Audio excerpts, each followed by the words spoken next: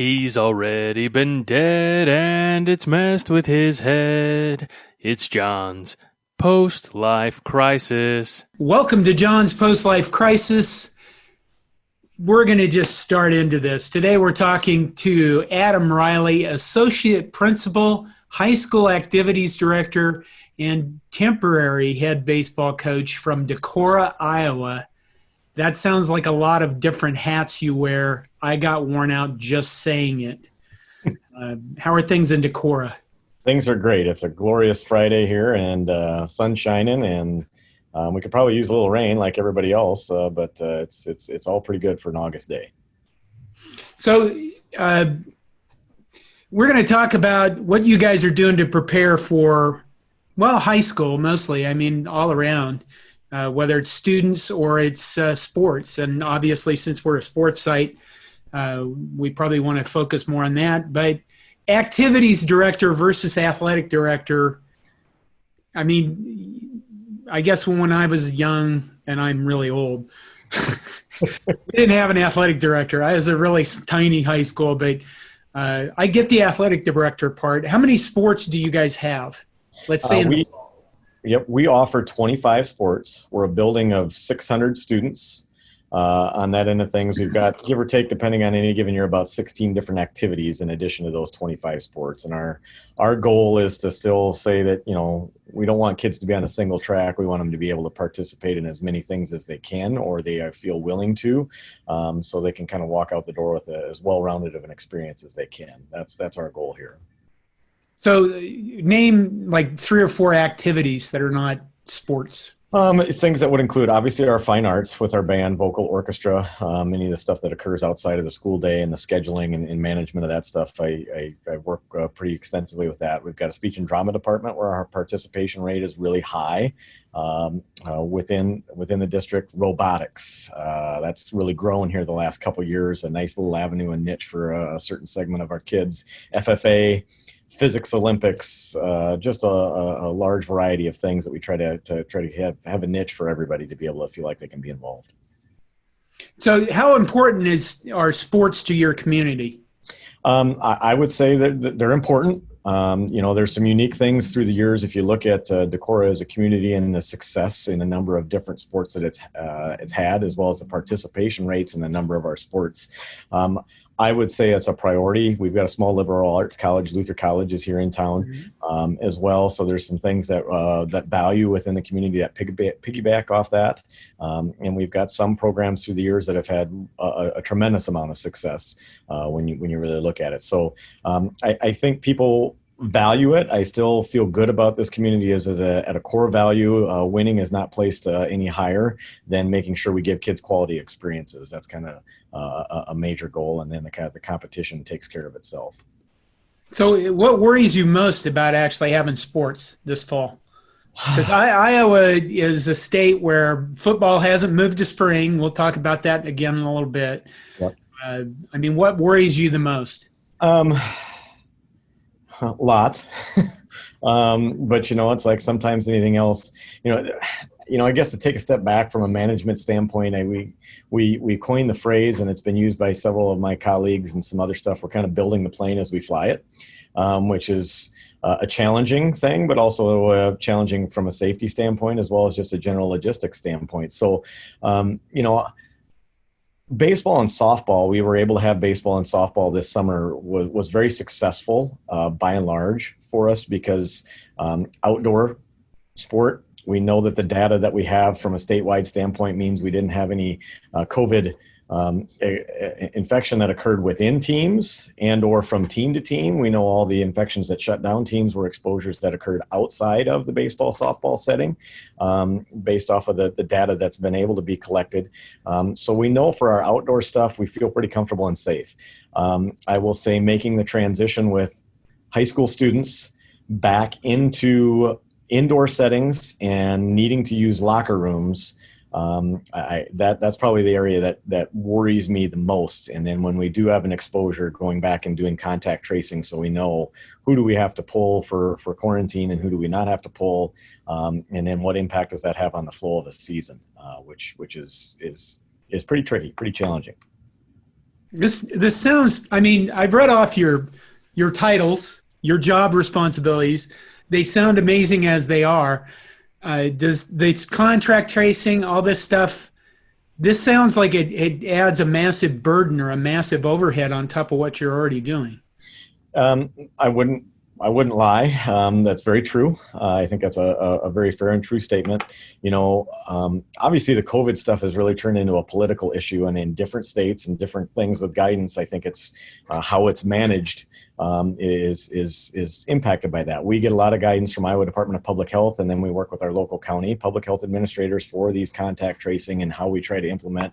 And our political leaders within our state have very much wanted to narrow it down so there's some local control, which I think there's merits in that in some instances. In other instances, maybe not as much, because then it puts a lot of pressure on the local administrator to start making a certain amount of decisions that aren't set in policy, and trying to go down that road to set policy that doesn't tie hands while also allows logic, knowing each case and situation can be different, is definitely a tricky art form of our work.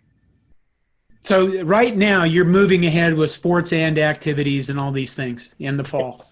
Yep. As normal schedule.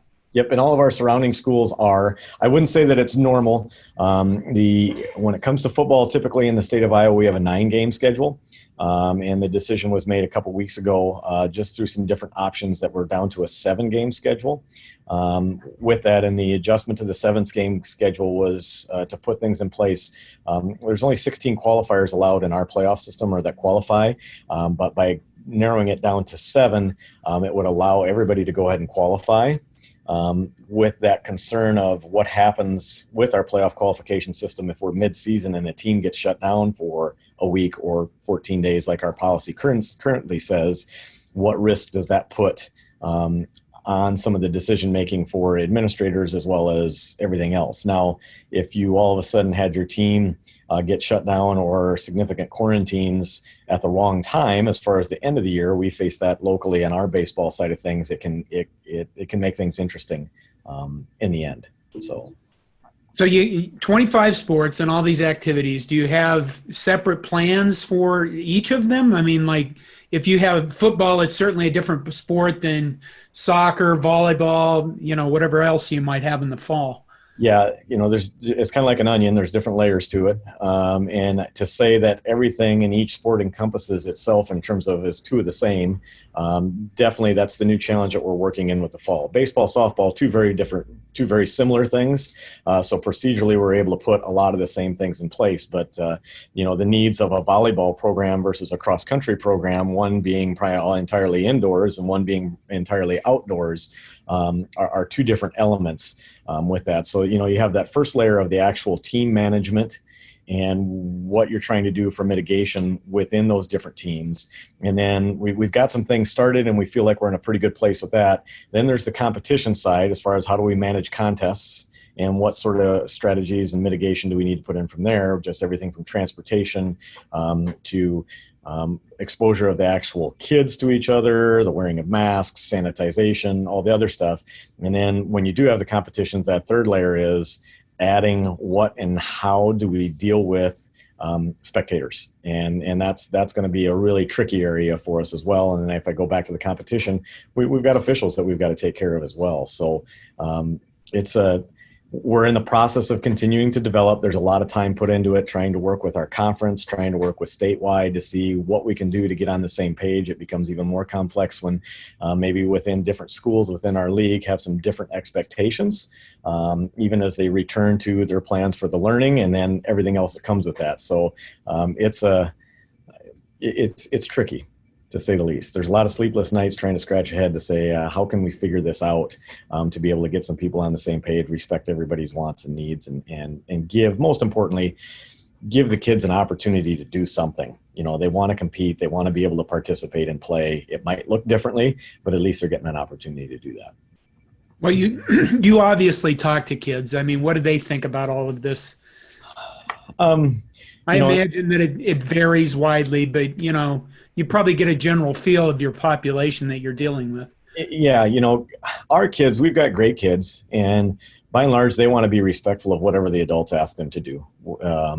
But a lot of it, what I run into is, 16-year-old kids pay closer to attention what their other 16-year-old peers are doing in their decision-making processes, sometimes more so than what they're paying attention to in the news or whatever their social media feeds are, or whatever sometimes the adults are asking them to do. So there's all these influences, and they're trying to figure out who they are.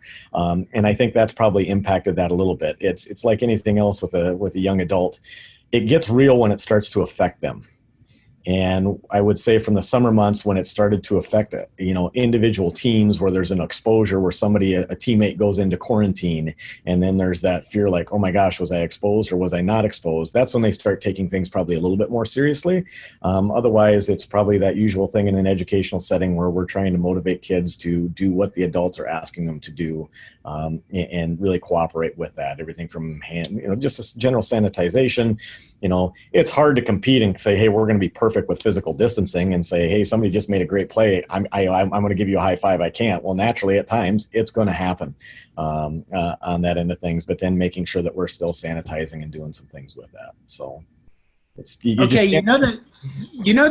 kid you got that you always look at and you go, if that kid ever grows up and matures, he's loud, he's not obnoxious, he won't follow the rules, he constantly crosses the line. He's a horrible kid right now, but someday maybe he'll straighten out and get going. That was me. Yeah, well, okay.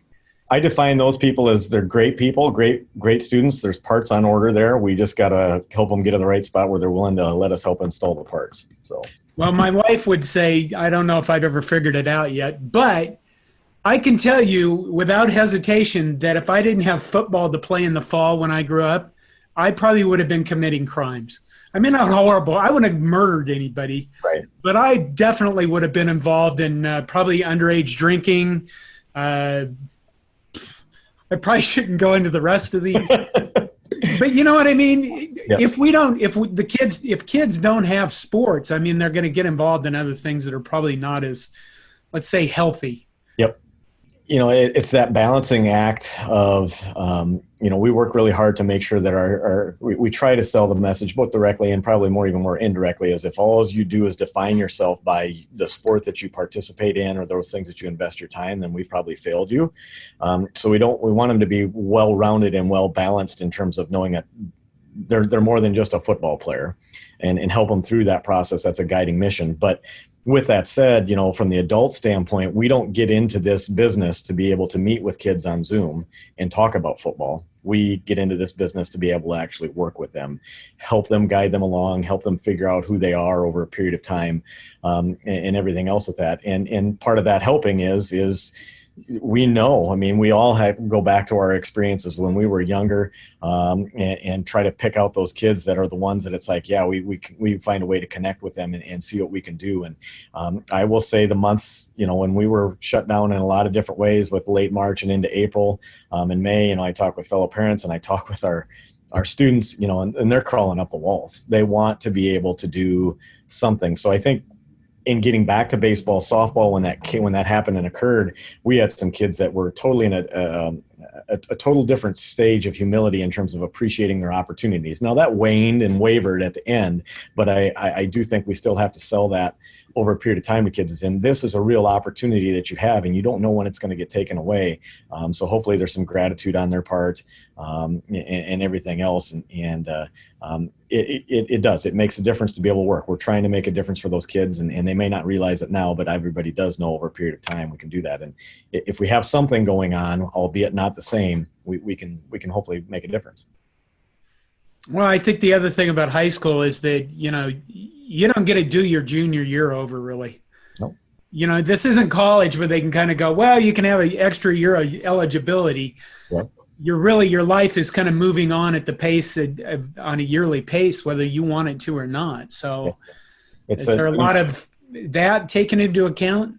Yeah, it is. on that and things. They're not, like I said, they're 16 years old and they're thinking about how the world revolves a little bit more around them as opposed to be more outward in their thinking on that and things. But there's certainly a level of appreciation. You know, our seniors last year, and you even look at the college level. I have a nephew who's a Division III track athlete. You know, he's at the national indoor meet doing their workout the day before the national indoor meet, and then all of a sudden the meet's canceled.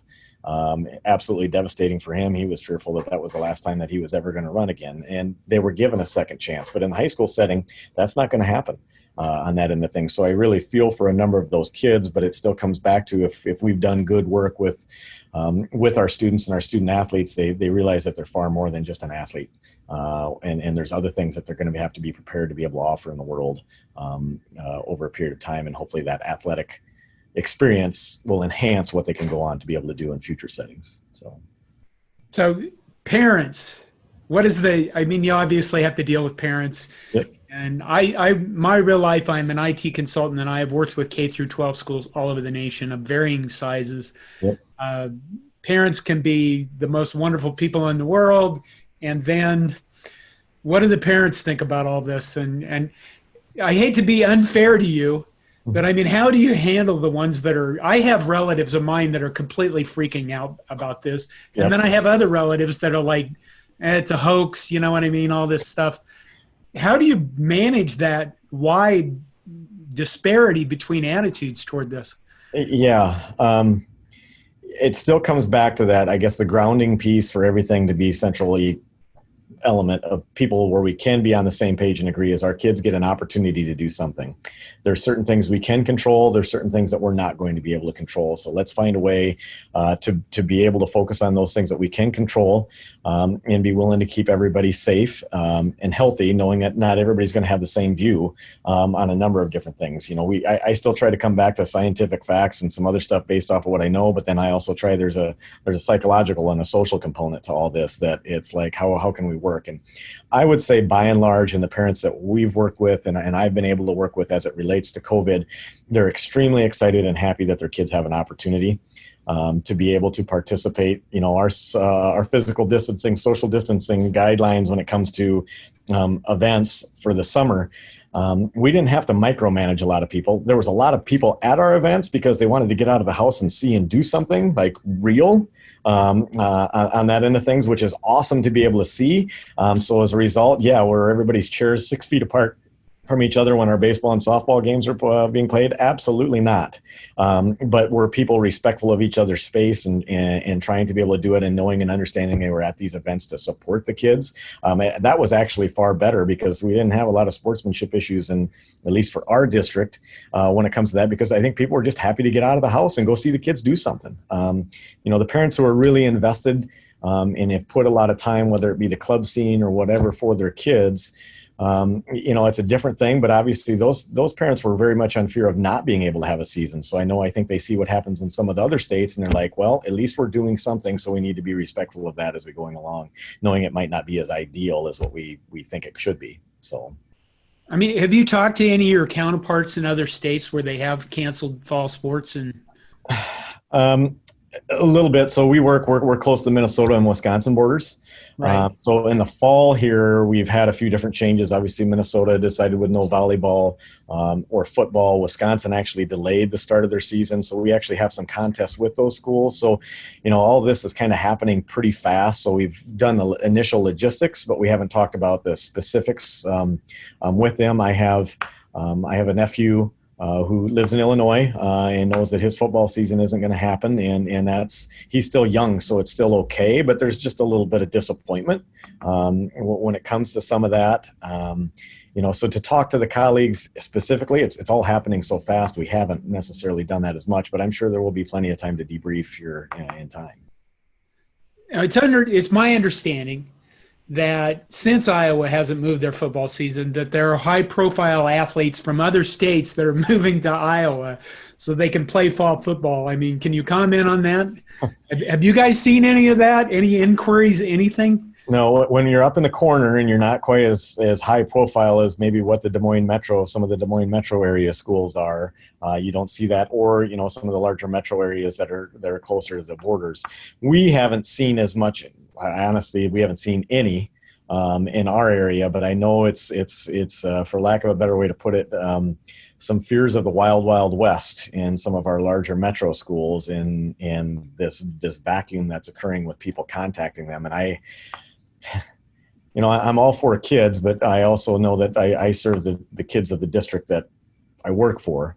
And I guess it's a tough deal when it comes to it, because I think sometimes people forget all of a sudden there's the excitement on the front side of that kid's moving in, but there's also a kid in that district who potentially could lose the playing time, and that they've really invested nothing but trying to be able to be supportive of a team side of things. So there's lots of messages that kind of get wild and crazy when it comes to that it's like, yeah,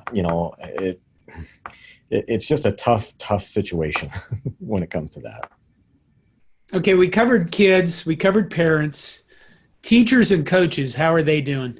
They're doing pretty well, kind of similar to what you would see in the spectrum of the parents. We do have opposite ends of the spectrums as far as where some of the views are. Being the leader when it comes time to say, well, where is our middle ground in developing some of that? We're in the process of working through that to try to be able to be reasonable and safe at the same time. We do have some teachers that are extremely nervous about coming back to school. We have I know we have one coach who is not going to coach football this fall because he's got a young daughter who's very high risk. So it has to make that decision, albeit a very difficult one, in the best interest. So, similar to what you might see at the professional level, we see a few of those different things, and you hopefully have supportive conversations with that. We've got some that think there's no way we should be back in school, and we have some that think that there's no reason why we shouldn't have all of our kids in the building and everything should be just like normal. So how do we find a nice balance to still, at the end of the day, do what our mission is, to work with kids and try to do the best we can in person and help them grow and learn some things along the way. So when you look at the media, and a lot of the coverage has been around sports, mm-hmm. and you deal with activities that are not sports, it's almost like everybody is worried about. In my other podcasts, I have brought up the fact that everybody's like, oh my God, we can't have a college football season. The college football players will be at risk. Nobody ever talks about the English majors. Nope. Nobody gives a damn about the English majors. Nope. And in your case, you have kids that are in drama. I wish I would have done that in high school, but I didn't have any guts. I've taken drama out for the rest of my life. I'm dramatic all the time now. But or singing, chorus or band or those things. I guess there's kind of a question here. Does it bother you that the focus is, oh my God, we can't have sports, but at the same time, nobody cares about the English majors? You get used to it. Media is a market, and sometimes people tend to forget that, and they've got to go with where things sell and where they can get their advertising, and we respect that from a business standpoint.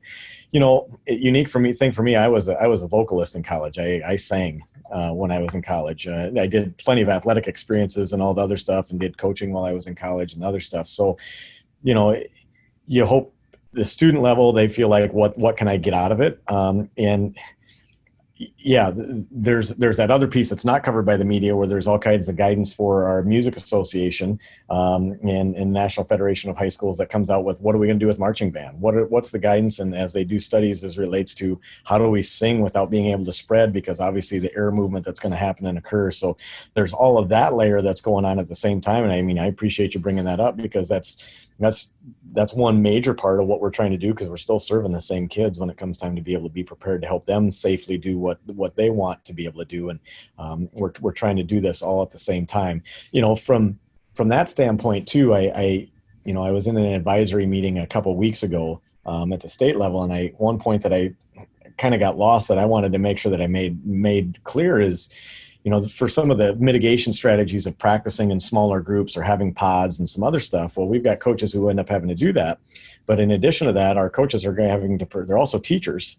That's their main job.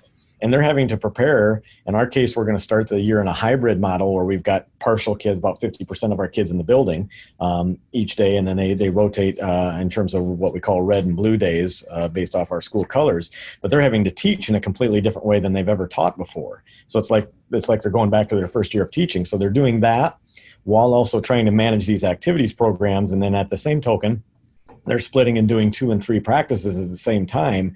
The amount of stress that it puts on them, that's a part that really concerns me as we go through, because in the parents' eyes, because we compete and participate, once the season gets going and we have no cases and our mitigation strategies are working, they just think it should be just like normal. And sometimes in their eyes, more is just that. More will lead to more success, where sometimes it's about efficiency and less being more, in relation to how much we do and how we try to manage different programs. And the teaching has to be the priority. You know, and at college athletics, the way it's grown, it's awesome, but it always comes back, it's a discussion my wife and I have in our household, is people tend to forget that these they get the recognition and the notoriety of professional athletes, but they're still student athletes, and that can't be lost in this whole mission when it comes time to be able to do some things. So that part, that's a tricky part of our world. And as we get into that these opportunities to be able to compete, the educational component is the most important part of the day, but the most talked about at times is the sports side of things. And how do we get people back to realize that these kids are students, and these coaches, most of them, are teaching at the same time.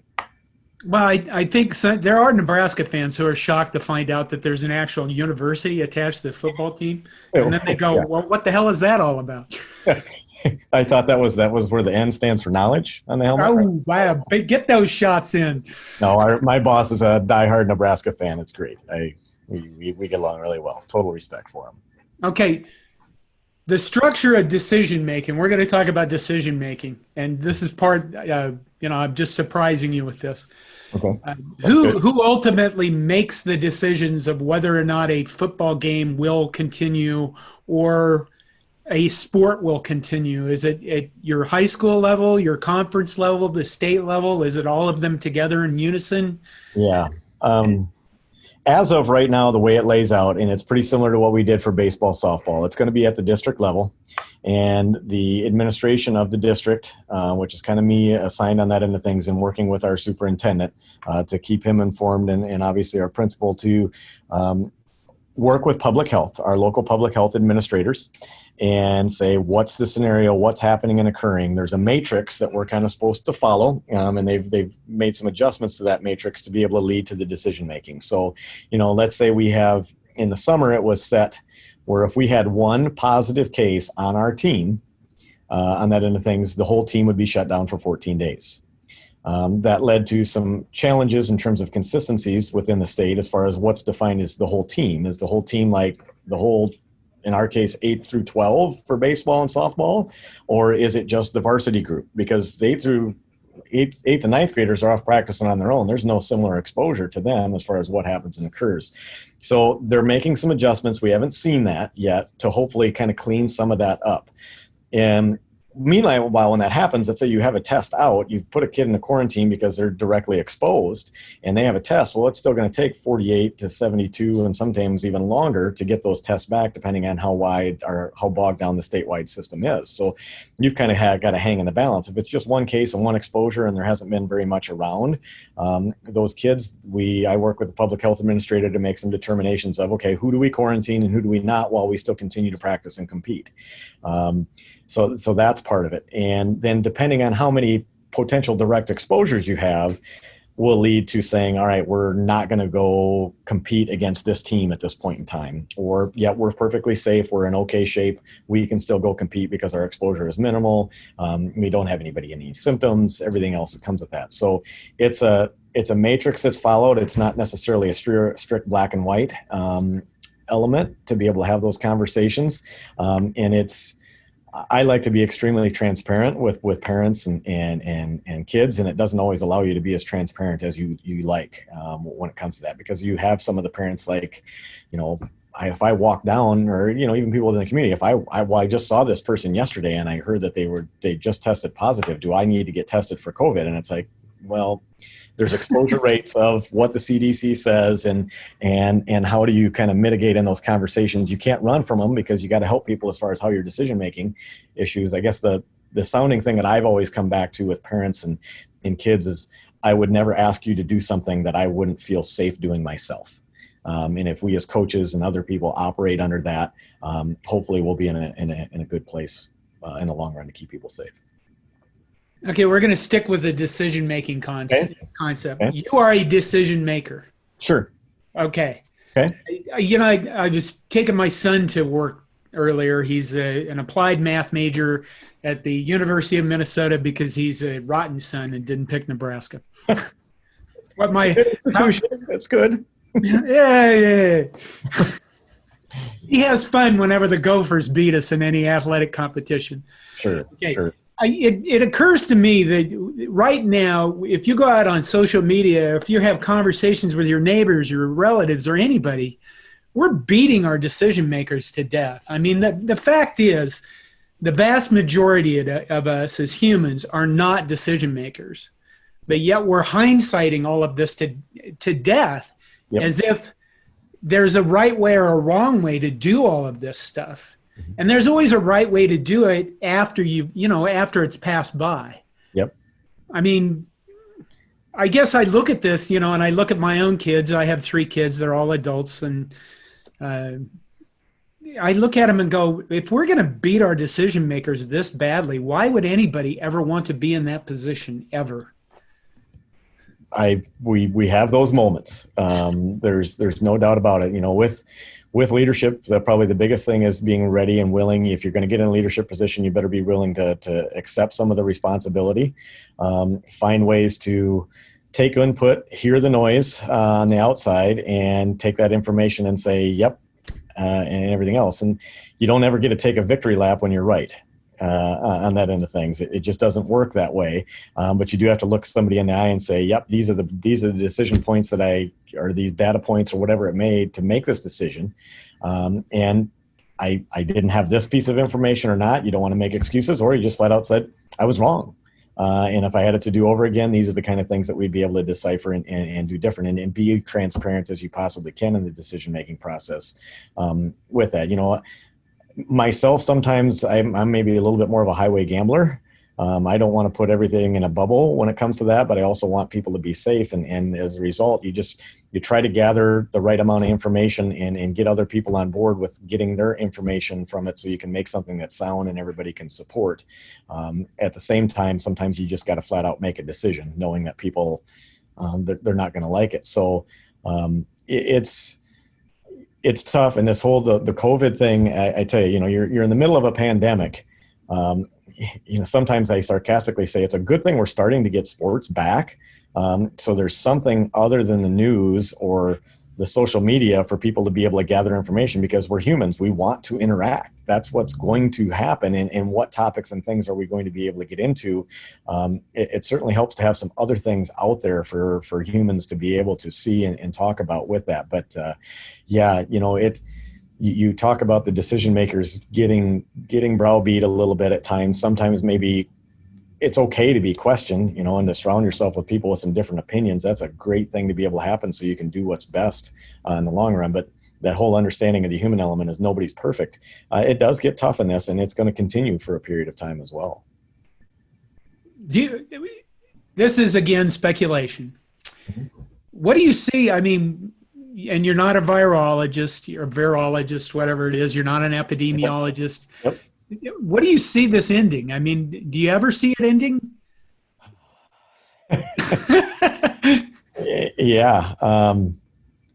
You don't know, there's a number of things, I've had a number of conversations, obviously, in the last 6 months that have been really with some great depth and some other stuff. And that's probably what makes it the hardest, is that you don't know where the end's in sight. And then you're trying to make decisions knowing what is the end game. We've had some decisions that have had to happen and occur. I know relating to our baseball, softball, it's like, do we play today or do we not play today, based off the fact that we've got, 5 kids that were potentially exposed on that end of things. And it's like, well, what's the end game? What is the end game? Is it to just play this one game? Well, hell, let's go play it. Or is the end game to say, make sure that we put ourselves in position so we can still play a few more games as we finish out the season? If it's in that, when you don't know what the end game is, which is kind of where we're at in this pandemic, it's a different deal. If you look at the collegiate level, there's a huge financial piece that's involved in this when you look at just college football and put it under that microscope. So that's a big piece that's going to guide some of their decisions and the risk taking that they're going to take. For us, we're just dealing with high school students student athletes, but we're also dealing with the psychology of a large group of kids and their development and their growth as human beings. So there's value in terms of what we're trying to be able to do. It's just how do we do it safely? So there's trying to find the guiding principles for where do we want to be at the end at this point in time is really tough, and it's going to be that way for a while, unfortunately. Yeah, I work in IT, as I mentioned, I think before we started, but normally when we have a business continuity plan, right? Right. And those plans are generally, if your building get hits by a tornado, or it gets burned down, or something happens, or Katrina in New Orleans. I worked in New Orleans around the time of Katrina, and I worked with a school district, actually, Jefferson Parish. Yep. Most of those cases, they're going to rebuild the building, and they're going to move to a different location, and there is a definite, okay, here's the plan, and then it ends when everybody moves back in and goes back to work. And not only is there no plan for any of this, because nobody's ever been really through it. Yep. And that's the part that's, I think, frustrating for me when I look at people complaining about all the decisions being made, is there's no plan. They're making this up as we go. We have to. The building the plane as we fly it is, I think, is one analogy. The other one probably comes from a military side of things. Our superintendent, actually, the AD in the previous district that he worked with, is a military academy grad, Army military academy grad, and at West Point. And he often talks about, and my brother's a pilot in the Navy, so I see it as like when you plan, the guarantee is that the plan that you initially put together will not be the end plan. It's going to have to be able to adjust and pivot and some other stuff. And that's hard for media and the general world to say, well, did these people not plan? Well, no, they did. The circumstances and the dynamics change. So, what is a great plan? Well, that's kind of an open-ended question, because you don't know what's out in front of you. You can try to have an idea with that. And this really challenges a lot of that when it comes to it. And then trying to get humans to be able to get on board and build some transformational decision making is, I don't want to call it short to impossible, but it certainly takes a lot more time than what the immediacy of our society wants. As far as, I want an answer, I want it black and white, I want to know what I'm going to do and what I'm not going to do, and then if I don't like it, how do I properly express my dissent with that while still being respectful? And that's hard right now. And a pandemic plan is, when we have spectators come to a competition, that's going to be our next thing as far as masks, if we're indoors. And that will be a contentious issue that totally breaks away from what our core issue is. We just want kids to have an opportunity to play volleyball and do so safely. And this is a way that we have to be able to consider that when it comes time to do it. But boy, immediately it'll go just completely to the mask. It's like, well, wait a minute, what's the end game? What are we actually back here to actually do? Well, just to give an opportunity for kids to be able to play some volleyball and watch them play. And that is kind of, that's a good ending, because it is it's silly that we've gotten so explosive about a mask. You'd think people would have gone ballistic if they were like locked in their homes by law or something, but no, it's just put on a face covering, and we're all insane people all of a sudden. Yeah, I mean, it's an inconvenience. Sure it is. Absolutely. Is it something that people want to make sure that all of a sudden people are going to be required to wear masks, 2 years after the pandemic is over or deemed over and a vaccine exists? Well, no, I don't think that's necessarily the case. But if it makes things safer to make sure those of us who are in an age group that maybe don't have the health risks, but we still have a responsibility to take care of others to make sure that they don't have those health risks, I think it's an important discussion to have. But yet again, it gets contentious sometimes, because where's the end game? When are we going to not have to continue to wear or need to be able to continue to wear those masks? That's a really scary thought process for some people when it comes down to it. So it is. Well, it was a good conversation. I appreciate you taking the time. I think it's important. We're probably not going to get massive numbers of people to listen to this because they really want to listen to sports stuff. But absolutely, I think it's important that people understand what people are going through. And I've interviewed an economist, I've interviewed a lawyer, and now a high school activity director, associate principal, window washer. philosopher, counselor. Whatever needs to be done. I'm not a Nebraska football fan, but I have the total respect for Nebraska football. So it's okay. I appreciate the opportunity to be on a little Corn Nation fun when it comes to that. With that, as a football coach, an old football coach, I think the world of Tom Osborne and what that era of Nebraska football looked like. It was absolutely outstanding. So I know there's a lot of people out there that have a lot to be proud of with that. Okay, this has been John's Post-Life Crisis. Thank you all for listening. Go Big Red. This is where you say your mascot. Where do I start? Well, I don't want to necessarily say go Hawks. It's just kind of one branch of the Hawkeyes. I'll say go Panthers.